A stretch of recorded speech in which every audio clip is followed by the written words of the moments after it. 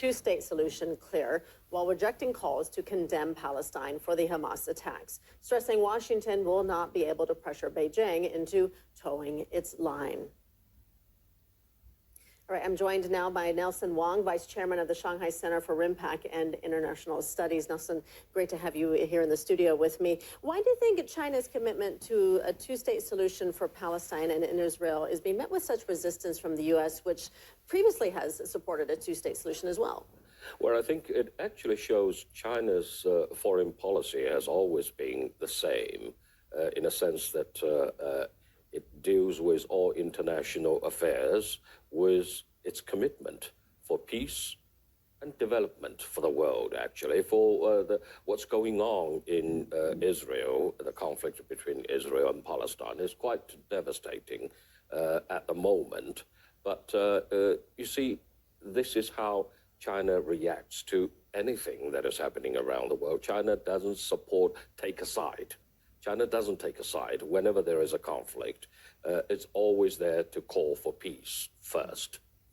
How do you explain the different approaches in that, where you say, China's calling for talks, calling for peace, and Washington, meanwhile, is supporting Israel's military response and even sending a carrier strike force to the region? Yeah. Well, I would like to use a different explanation. I think China has a defense industry, whereas perhaps the U.S. has a war industry.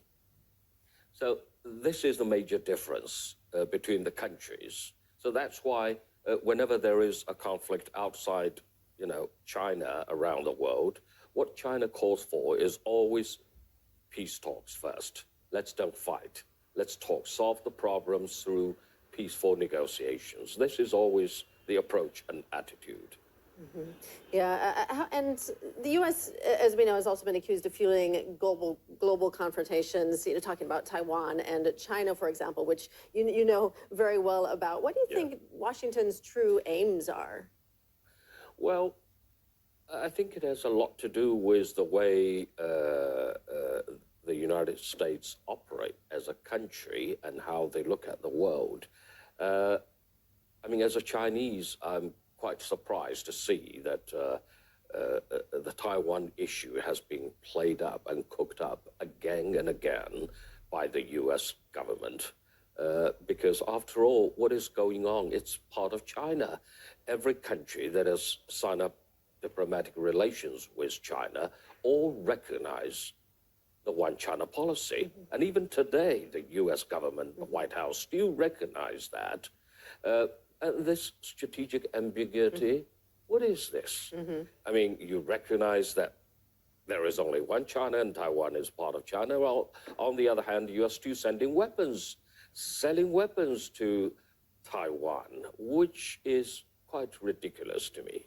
Yeah, it is. It is a very strange policy, strategic ambiguity. It exactly, is ambiguous, yes. as it implies.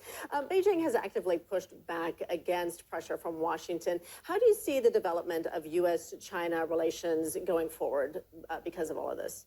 Well, I think it's fair to say that the U.S.-China relations have been at its lowest point so far. We all hope that it won't go even lower. Recent developments have shown that both sides are still keen to, engage in active dialogues. We've seen a lot of visits of U.S. officials to China, and now China is also sending diplomats to the U.S. To engage in more active dialogues. And there are even hopes that perhaps President Xi Jinping is going to attend the APEC summit, but we don't know yet. It hasn't been confirmed. Mm-hmm. But all signs show that the two countries are still ready to engage in active dialogue. But the main purpose of that is that both countries are not ready to see a further escalation of tensions, because it does nobody good, actually. Right. Yeah. And as you say, as long as there's dialogue, there's hope. Absolutely. All right. Nelson Wong, Vice Chairman of the Shanghai Center for RIMPAC and International Studies. Thank you so much.